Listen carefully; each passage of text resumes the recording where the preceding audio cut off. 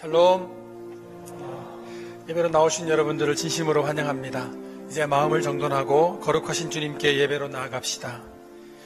그러므로 형제들아, 내가 하나님의 모든 자비하심으로 너희를 권하노니 너희 몸을 하나님이 기뻐하시는 거룩한 산 제물로 드리라. 이는 너희가 드릴 영적 예배니라. 이스라엘아, 들으라. 우리 하나님 여호와는 오직 유일한 여호와이시니 너는 마음을 다하고 뜻을 다하고 힘을 다하여 내 하나님 여호와를 사랑하라. 아멘. 우리 전심으로 하나님 아버지께 찬양을 드립시다.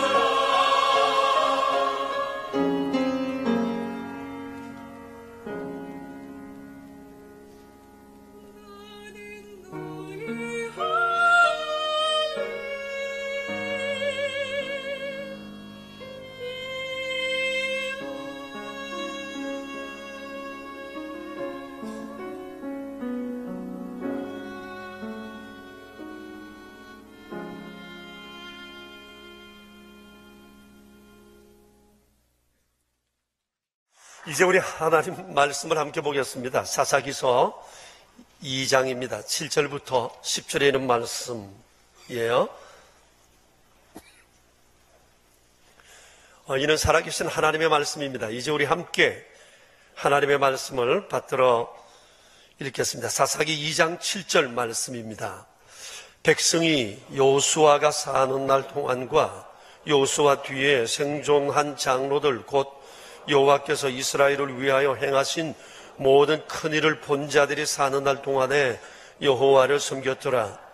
여호와의 종 눈의 아들 여호수아가 110세의 죽음에 무리가 그의 기업의 경내 에브라임 산지 가하스산 북쪽 딥낫 헤레스에 장사하였고 그 세대의 다른 사람도 다 그 조상에게로 돌아갔고 그 후에 일어난 다른 세대는 여호와를 알지 못하며 여호와께서 이스라엘을 위하여 행하신 일도 알지 못하였더라. 아멘. 지난주 예배를 마치고 난 후에 강석기 집사님께서 제게 책을 한 권 건네주셨습니다. 6.25 전쟁 1129일이라는 제목의 책인데 그 책에는 6.25 사변이 일어난 1950년 6월 25일부터 종전이 되었던 그 1953년 7월 27일까지의 일을 사진과 함께 일지처럼 잘 정리해놓은 아주 역사적 사료가 될 만한 책이었습니다. 표지는 그때 우리나라로 들어왔던 63개국 나라의 국기로 이렇게 장식되어 있었습니다. 저는 그 책을 보면서 비로소 그 6.25 전쟁의 날수가 1129일이었구나 하는 사실을 알게 되었습니다. 그리고 쭉 살펴봤는데 제가 잘 알지 못했던 별의별 일들이 있었습니다. 그 책은 매일매일 전쟁 상황과 국내 국외에 우리나라 6.25 전쟁을 비롯해서 일어났던 수많은 정치적, 사회적 사건들을 거기에 잘 기록해 둔 것을 보면서 그 참담함과 뼈아픈 사실에 얼마나 마음이 아팠는지 모릅니다. 다행히 우리나라는 지금 그 누구도 상상할 수 없을 만큼 번영을 이루게 됐습니다만은 우리의 윗세대 어른들은 전쟁 후유증을 한동안이나 겪어야만 했습니다. 아직도 전쟁은 끝나지 않았고 우리는 여전히 불안한 가운데 살아가고 있습니다. 그런데 가장 염려스러운 것은 6.25 전쟁이 끝난 지 64년이 되면서 많은 사람들이 6.25 전쟁을 너무나 쉽게 잊고 있다는 겁니다. 그래서 제가 이 책을 저 혼자 볼 것이 아니라 우모화 서고에 두려고 합니다. 여러분들께서도 시간 나시는 대로 보시고 다시 한번 우리의 지난 역사를 되짚어 보는 시간이 되었으면 좋겠습니다. 그런데 오늘 우리가 보게 된 이 사사기서 역시 옛 하나님 백성들의 300년간의 전쟁에 관한 역사 기록입니다. 여러분 6.25 전쟁 이 3년이라는 이 기간도 우리에게 눈물과 아픔과 그 많은 상처의 흔적들이 아직까지도 우리에게 남아 있는데 300년 동안의 전쟁이라고 하면 그 후유증은 얼마나 컸을까 우리가 충분히 상상해 볼 수 있으리라고 생각을 합니다. 아마 사는 게 아니었을 거라고 여겨집니다. 그런데 이들이 300년 동안 전쟁의 소용돌이 가운데 살 수밖에 없었던 이유가 있었습니다. 그것이 오늘 성경 10절에 나옵니다. 그 세대 사람도 다 그 조상들에게로 돌아갔고 그 후에 일어난 다른 세대는 여호와를 알지 못하여 여호와께서 이스라엘을 위하여 행하신 일을 알지 못하였더라. 이게 300년 전쟁을 가져올 수밖에 없었던 단초가 된 사건입니다. 매우 중요한 역사적 사건 기록이에요. 여러분 이 말씀을 이해하는 중요한 키가 둘 있는데 10절 거기에 밑줄을 치면 좋겠어요. 그 세대의 사람들이라는 구절과 다른 세대라는 이 두 구절이에요. 그 세대 사람들이라는 것은 7절, 8절에서 보는 바와 같이 여호수아와 그 동시대 사람들입니다. 다시 말하면 광야 1세대라고 말할 수 있어요. 다른 세대는 요수아와 그 세대 사람들의 자녀 세대, 다음 세대를 가르쳤는데 이들은 가나안 땅에서 태어난 가나안 1세대라고 할 수 있어요. 자, 그런데 중요한 것은 하나님께서 가나안 1세대를 다른 세대라고 부르셨다는 거예요. 왜 하나님께서 이 세대를 다른 세대라 부르셨을까? 이유가 있습니다. 여러분 7절을 보세요. 7절을 보시면 요수아를 비롯한 그 세대 사람들은 여호와께서 이스라엘을 위하여 행하신 모든 큰 일을 본 세대들입니다. 그러는 반면에 다음 세대는 10절에서 기록된 바와 같이 여호와를 알지 못하고 여호와께서 이스라엘을 위하여 행하신 일도 알지 못한 세대예요. 그래서 하나님은 다른 세대라고 말씀하신 겁니다. 그래서 이 다른 세대는 이로 말미암아 12절에 있는 말씀처럼 애굽 땅에서 그들을 인도하여 내신 여호와 하나님을 버리고 다른 신들, 곧 주변에 있는 여러 백성들의 신들을 따라 살았다. 그리고 이것이 하나님의 진노를 쌓아 300년 동안 전쟁에 시달리게 되는 단초를 제공하게 되었다고 말씀하고 있습니다. 그러니까 이 다음 세대는 전 세대와는 역사관이나 신앙관이나 가치관에 있어서 전혀 다른 세대였었습니다. 그래서 삶의 결과도 다를 수밖에 없었습니다. 참으로 안타까운 일입니다. 그들이 왜 이렇게 되었을까? 그 결정적인 이유는 그들이 여호와를 알지 못했다는 얘기입니다. 여러분, 이들이 모태신앙인들입니다. 모태신앙인들이 여호와를 알지 못했다. 여러분, 이게 말이 되는 얘기입니까? 여호와의 이름을 몰랐다는 얘기가 아니에요. 하나님께서 그 부모 세대와 그 민족을 위해서 행하신 놀라운 그 일들, 하나님의 은혜를 알지 못했다는 겁니다. 이걸 알지 못하니까 하나님과 그들 사이에 인격적 관계가 없었다, 그런 말입니다.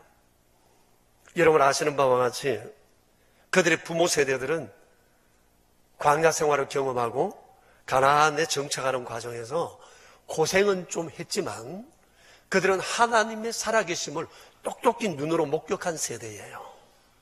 하나님의 권능과 하나님의 약속의 말씀의 성취를 그들은 보면서 그들 안에 하나님의 은혜를 알았고 하나님의 은혜에 대한 감격이 있었습니다. 그런데 이들 자녀 세대는 이런 경험이 없어요. 태어나 보니 젖과 꿀이 흐르는 가나안 땅이었어요. 생활도 안정되었어요. 태어나면서부터 그들은 풍요로운 생활을 했던 겁니다. 어떻게 보면 혜택을 참 많이 입은 세대라고 말할 수 있어요. 그런데 문제가 있었는데 자기들이 누리고 있는 이 은총이 하나님으로부터 왔다는 사실을 몰랐던 거예요. 그러니까 하나님을 기억도 하지 않고 감사도 없고 관심도 없었어요. 결국 이것이 그들의 미래 삶의 실패로 이어지고 말았던 겁니다. 그래서 젖과 꿀이 흐르는 가나안 땅은 300년 동안 엉망이 되어버렸던 겁니다.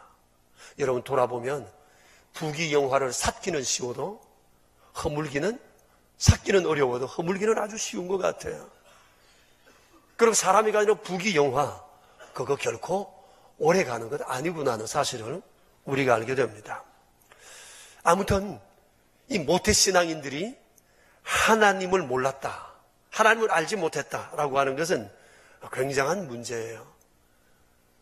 물론 7절 말씀에 있는 것처럼 이들도 그들 부모 세대가 살아있을 동안에는 부모를 따라 하나님을 섬겼어요. 그러나 부모가 세상을 떠나자마자 이들의 신앙은 변질되고 이 모태신앙인들이 우상 숭배를 하게 된 겁니다.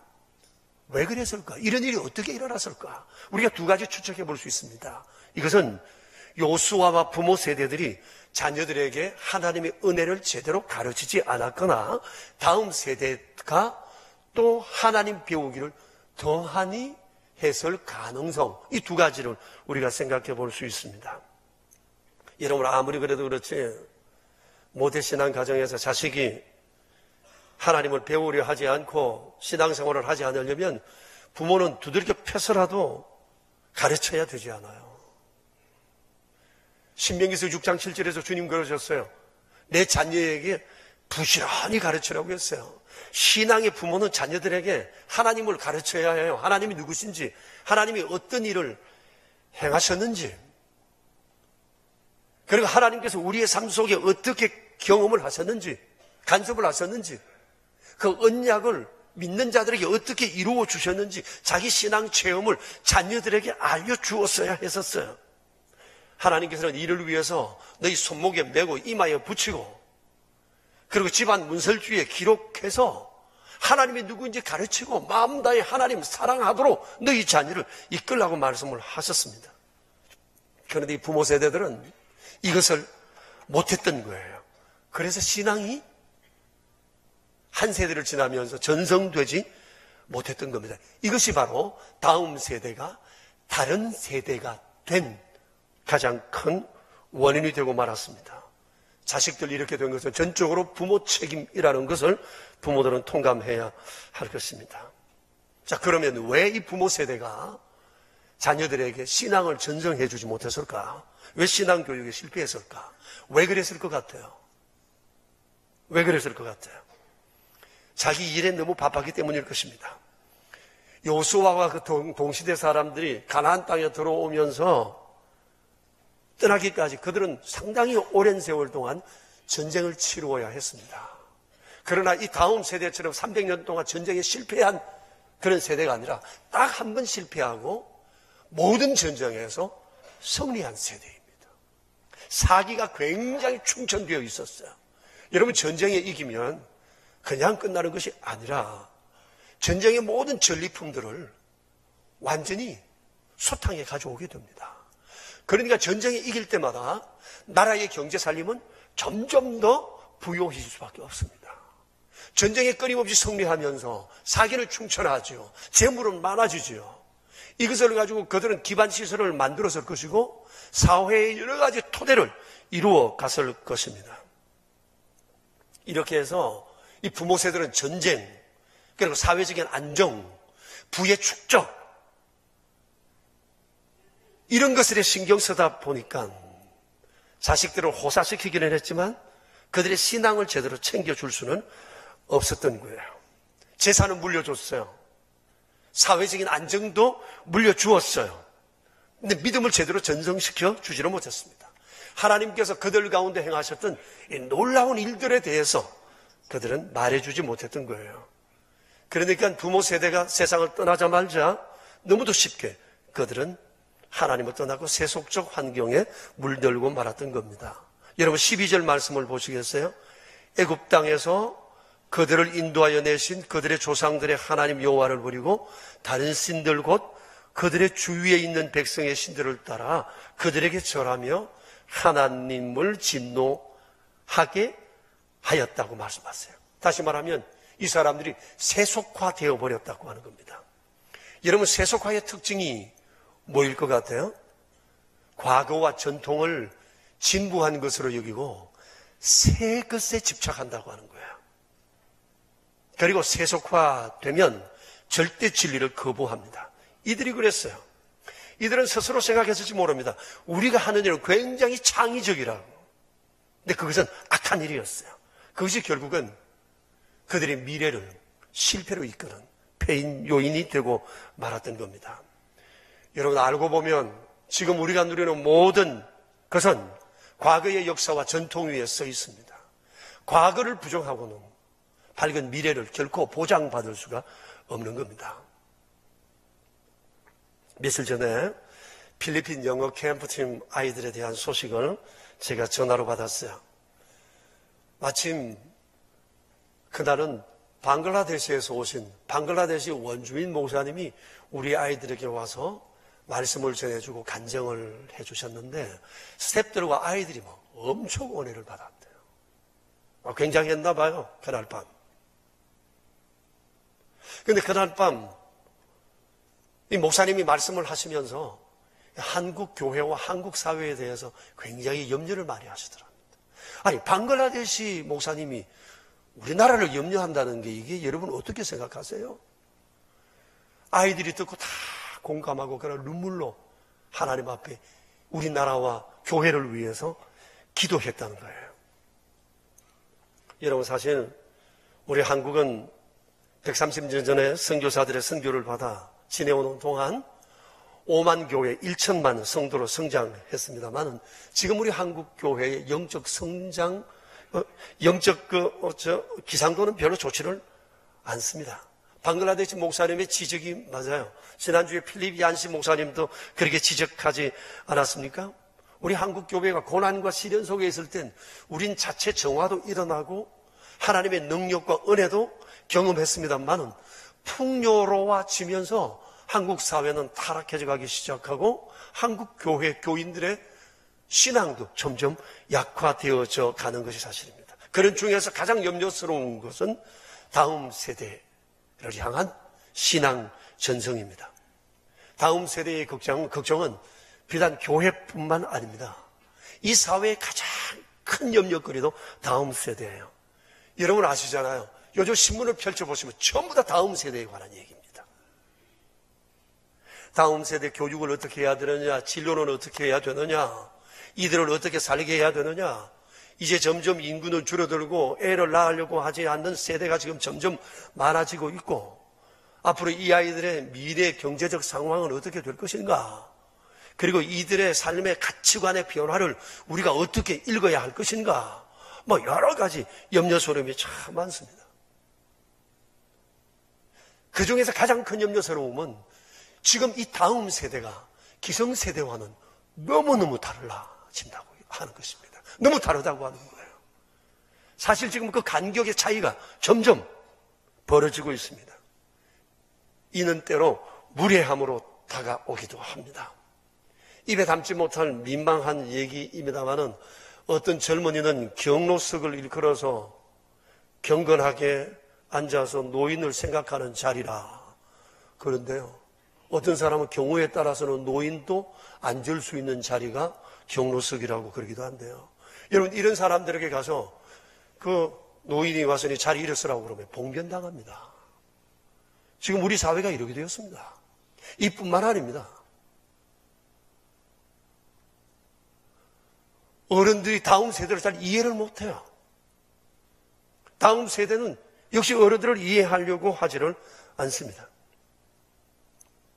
또 이 세대 중 많은 다음 세대는 과거의 역사를 받아들이는 것에 거부감을 가져요. 이들은 전통과 보수에 대해서 거부하는 것을 개념 있는 사람의 태도라고 생각을 합니다.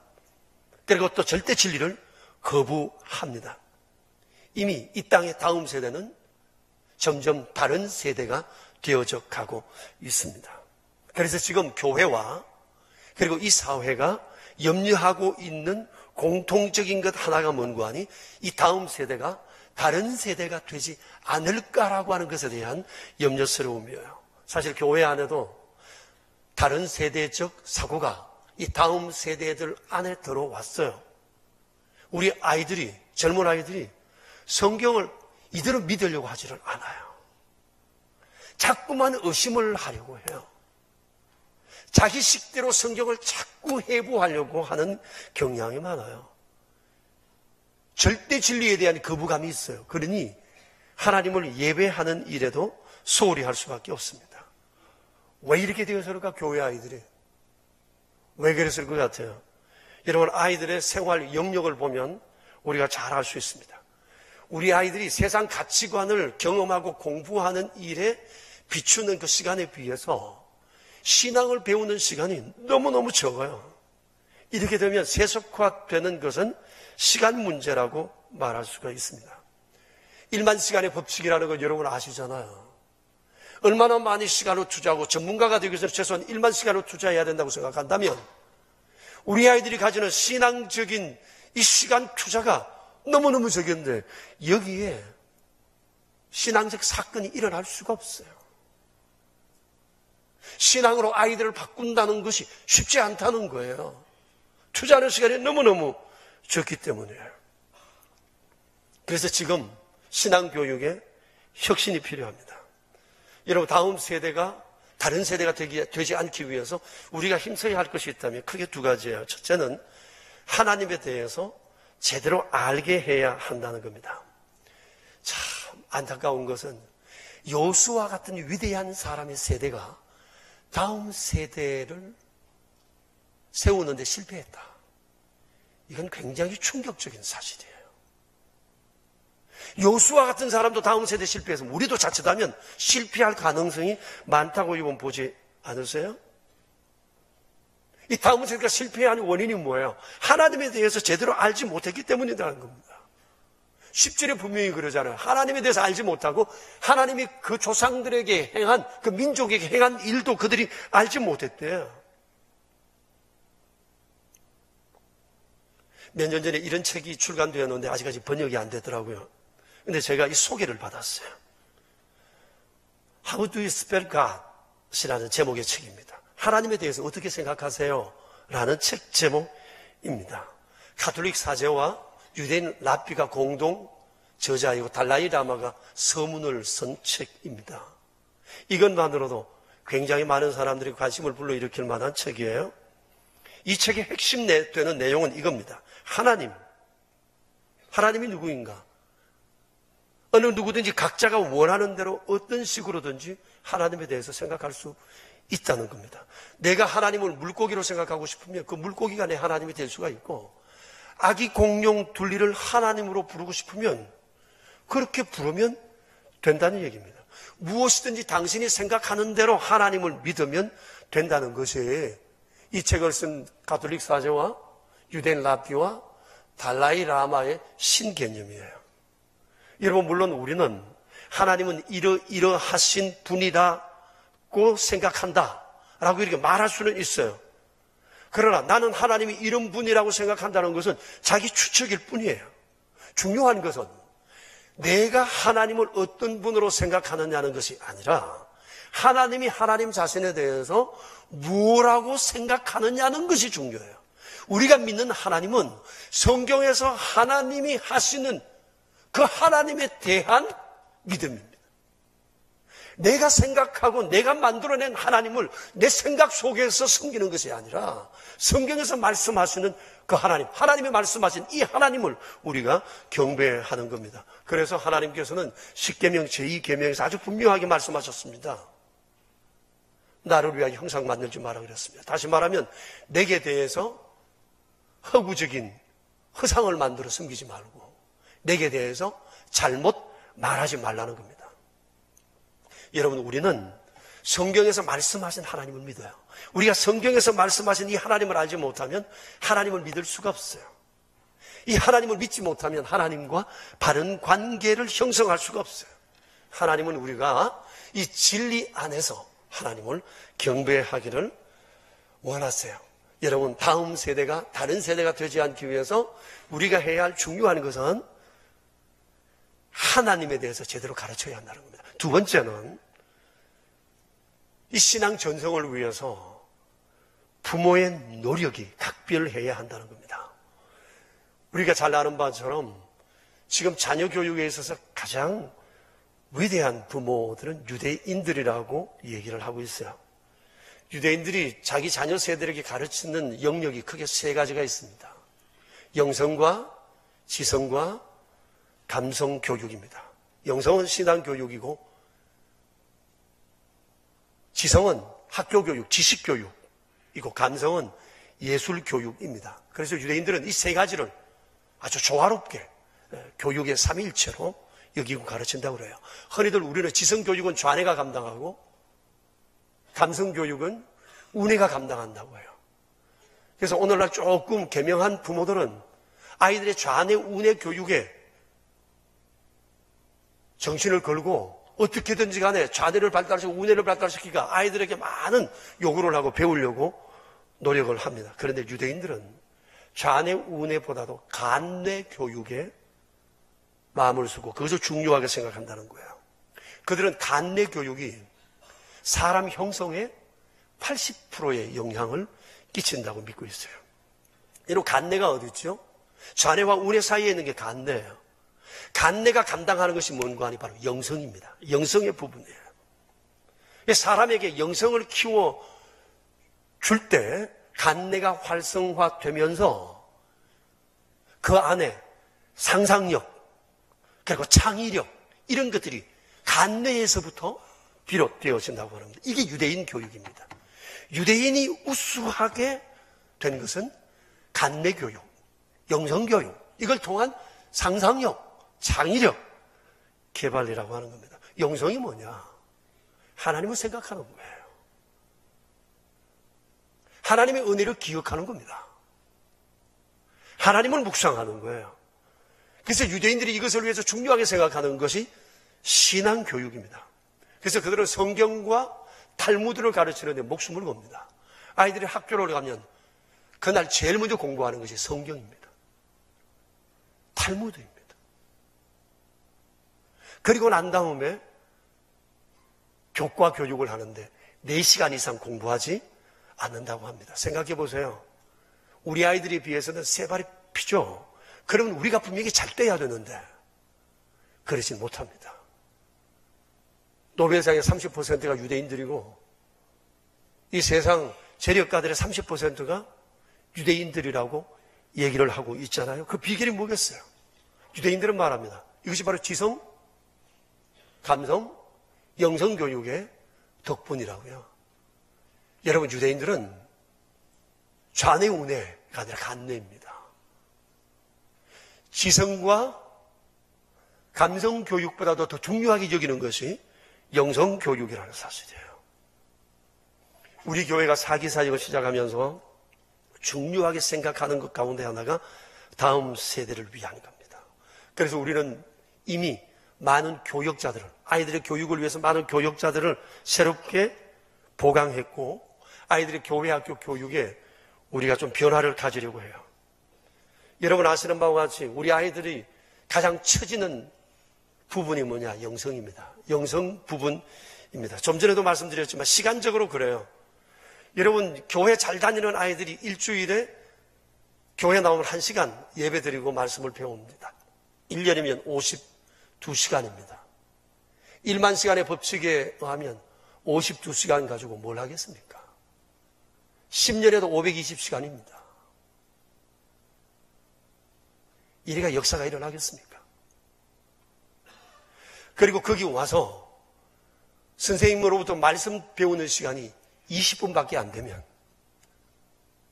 그게 다시 3분의 1로 줄어들게 되는 겁니다. 지성교육, 감성교육에 비해서 영성교육의 시간이 턱없이 부족합니다. 신앙적 사건 기대할 수가 없습니다. 신앙이 아이들을 바꿀 거라고 기대하기가 어렵다고 하는 거예요. 그래서 저는 우리 아이들에게 성경과 접촉할 수 있는 기회를 많이 만들어 주려고 합니다. 이거 부모님들이 적극적으로 호응하지 않으면 안 되는 일이에요. 여러분께 말씀드립니다. 내 자녀가 다른 세대가 되지 않으려고 하면 함께 하셔야 됩니다. 그리고 우리의 다음 세대가 그렇게 되지 않으려고 하면 교회의 지금 세대들이 나의 영성을 회복하고 영성을 개발하고 영성교육의 중심을 가지고 아이들을 키워가야 한다는 겁니다. 그래서 이를 위해서 저는 우리 아이들에게 4가지를 집중하려고 해요. 하나는 아이워십을 강화하려고 합니다. 아이들을 살리시고 싶으시면 부모님들 함께 아이워십 하세요. 그 작은 책자가 뭘 하겠나 싶으지만 사람을 바꾼다는 사실을 기억해야 합니다. 아이워십은 1년 내내 하나님을 묵상하는 묵상 자료예요. 그게 중요한 겁니다. 부모가 함께 해야 합니다. 우리 교회 아이들과 함께 아이워십하는 부모가 많다는 얘기 얼마나 감사한지 모릅니다. 둘째는 홀리클럽을 운영하려고 합니다. 영국의 옥스퍼드 운동이 바로 홀리클럽의 바탕을 두고 있습니다. 역사적으로 영국이 타락해져 갈 때, 영국이 무너진다는 그 시대에 하나님은 웨슬레 가족을 일으켰어요. 그리고 웨슬레 형제 2사람이 옥스퍼드 대학 안에 성경 읽기 모임을 만들었어요. 그들은 성경을 다른 것 없어요. 주여, 제가 여기 있사오니 말씀하옵소서. 우리가 듣겠습니다. 이거밖에 없어요. 성경을 그냥 읽었어요. 그러니까 주변 친구들이 그들을 놀리면서 한 말이 홀리클럽이라고. 그러니까 너희들끼리 거룩한 놈들이다. 거룩한 놈들의 모임이라고 홀리클럽이라고 놀렸는데 이것이 나중에 정말 홀리클럽이 되었어요. 주변 사람들을 거룩하게 만들고 영국을 거룩하게 만들어가고 오늘의 영국은 바로 이 홀리클럽, 옥스퍼드 운동에 빚진 것이 참으로 많다고 하는 것입니다. 성경 읽기가 꺼져가는 신앙을 살리고 넘어져가는 영국을 살렸어요. 저는 그래서 우리 아이들에게 성경을 읽히려고 해요. 평일에 아이들을 위한 홀리클럽을 운영하려고 합니다. 방과 후에 아이들을 교회로 데려와서 평일에 이 일을 하려고 해요. 그래서 한글 성경 읽기와 영어 성경 읽기를 각각 2번씩 하려고 합니다. 여러분 생각해 보세요. 아이들이 오늘 일어나서 학교에 갑니다. 오늘 성경의 홀리클럽이 열리는 날이에요. 그러면 아이들이 가방 안에 성경책을 넣어갈 겁니다. 성경책을 넣어갈 때 아이의 마음이 어떨 것 같아요? 학교 가서 책을 펴다가 성경책이 튀어나오는데 친구들이 묻습니다. 이건 뭐야? 오늘 우리 교회에 홀리클럽 있어. 전도할 필요 없어. 이 한마디가 큰 영향력으로 미쳐갈 수가 있다고 하는 거예요. 그리고 아이들이 학교를 마치면 바로 교회로 홀레벌떡 뛰어오면 교회에서는 가르치는 전도사님과 몇몇 봉사하는 학부형들이 모여서 아이들을 먹을 간식들을 펼쳐놓고 아이들을 기다립니다. 맛있게 먹으면서 성경의 개관의 DVD나 여러 가지 퍼즐 조각을 통해서 쭉 공부를 하고 난 다음에 10분 뒤에 그냥 성경만 읽는 거예요. 저는 믿어요. 하나님의 말씀을 읽고 사모하고 듣는 것이 아니에요. 성령님 역사하신다는 사실을. 말씀을 통해서 아이들을 만지신다는 사실을. 영성이 회복될 때 세상이 감당하지 못할 일들을 행할 수 있는 능력을 주께서 구비시켜 준다는 사실을 저는 믿습니다. 그래서 아이들에게 성경을 읽게 하자는 거예요. 성경 앞에 아이들 서게 하자는 거예요. 주여 말씀하세요. 제가 듣겠습니다. 이 거룩한 감격을 아이로 하여금 맛보게 하자고 하는 거예요. 셋째는 토요일 날 아이들을 위한 사랑방 모임을 가지려고 해요. 요즘 아이들 토요일 날 더 바쁘죠. 집안 행사도 많이 있고요. 그런데 저는 아이들을 토요일 날 불러 모아서 우리 안에 경험되어진 하나님, 우리 조상들에게 경험되어진 이 하나님에 대해서 아이들에게 얘기해 주려고 해요. 토요일 날 바빠서 안 된다. 안 되는 아이들은 보내지 마세요. 부모들 보내고 싶지 않으면 보내지 않아도 돼요. 우리 교회 1,500명 되는 아이들 가운데 토요일 날 학원 가지 않고 이 일을 더 중요하게 여기는 아이들만 오라는 거예요.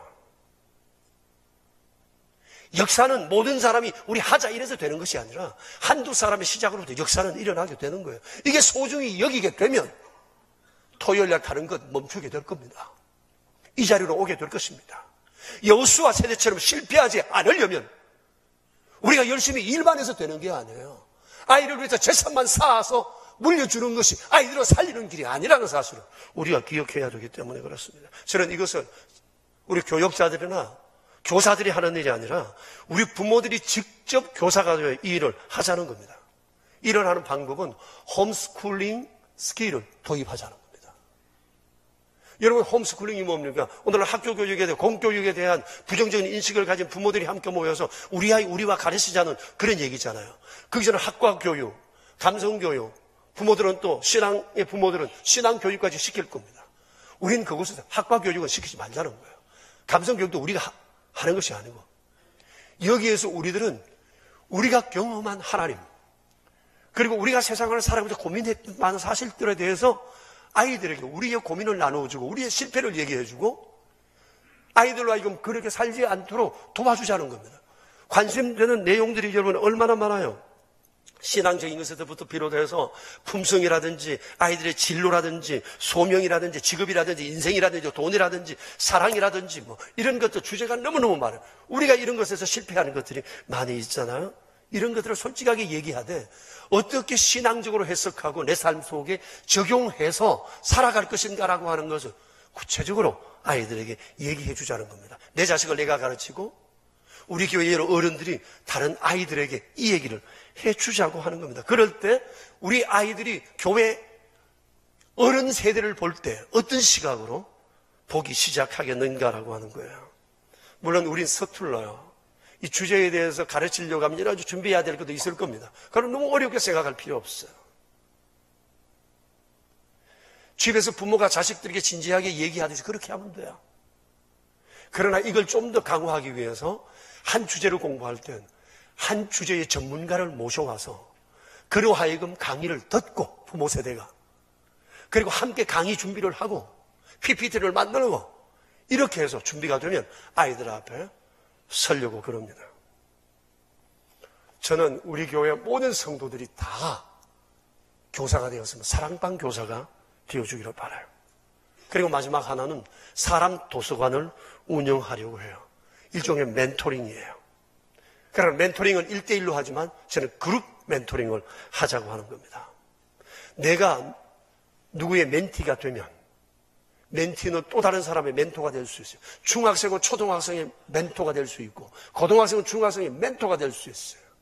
청년은 청소년 팀의 멘토가 될 수 있어요. 이렇게 해서 함께 그룹 멘토를 하자고 하는 것입니다. 우리 모두가 다 멘토가 될 자질이 있어요. 그리고 우리 교회에 특별히 객관적으로 멘토가 될 만한 분들도 많이 있어요. 이런 분들을 찾아서 이런 분들의 프로필을 우리가 공지를 하고 이 사람에게 멘티가 되고 싶다는 사람이 이리로 모이라고 해서 모이는 사람 중심으로 우리가 멘토링 그룹을 형성해서 사람 도서관을 형성하자는 거예요. 이런 책을 뽑아보듯이 사람을 통해서 사람을 가르치는, 사람을 선택하는 이것을 사람 도서관이라고 얘기한다면 우리는 이런 그룹 멘토링을 통해서 아이들에게 새로운 지식과 관심과 경험들을 나누게 할 수 있다고 생각합니다. 저는 이 모든 것이 아이들의 영성 훈련을 위해서 매우 중요한 기회가 된다고 생각합니다. 여호수아와 그 시대 사람들 가진 것은 많아요. 성취한 것은 많아요. 물려줄 재산도 많았어요. 그러나 그들은 신앙 전성에 실패했어요. 그래서 그들이 물려준 것을 자식들이 계속 지속적으로 지켜가지 못하게 한 겁니다. 실패한 어른 세대예요. 여호수아가 실패했는데 정신 차리지 않으면 우리는 더 실패하기 쉽다는 사실을 알아야 돼요. 다음 세대가 다른 세대가 되지 않게 하려면 아이들의 영성을 강화시켜 주어야 합니다. 아이들의 영성을 터치하려고 하면 먼저 나의 영성을 강화해야 합니다. 영성의 핵심은 하나님이에요. 하나님을 경험하는 겁니다. 하나님을 아는 겁니다. 하나님의 은혜를 기억하는 겁니다. 하나님의 은혜를 묵상하는 것입니다. 여러분은 하나님을 아십니까? 하나님이 행하신 일을 알고 계십니까? 우리 함께 기도합시다.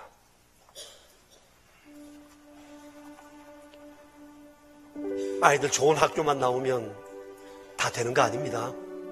내가 재산만 많이 물려주면 아이들 건실하게 살 거라고 생각하지 마세요.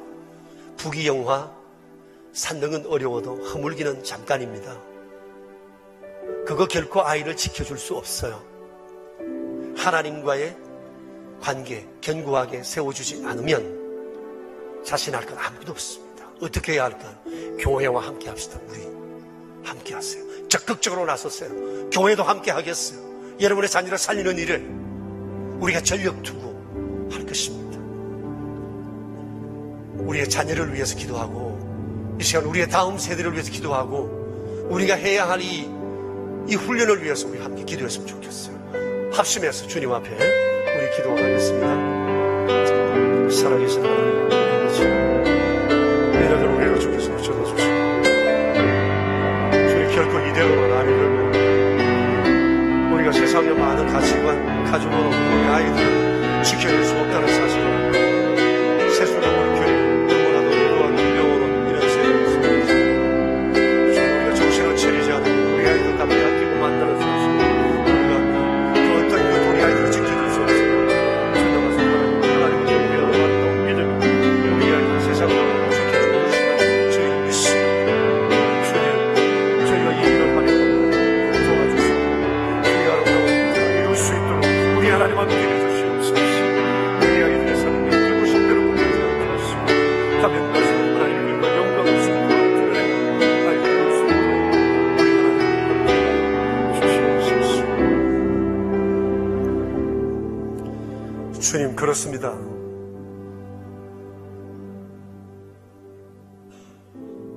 세속의 물결이 노도처럼 밀려오는 이 시대 속에 돈도 지식도 결코 아이들을 지켜줄 수가 없습니다.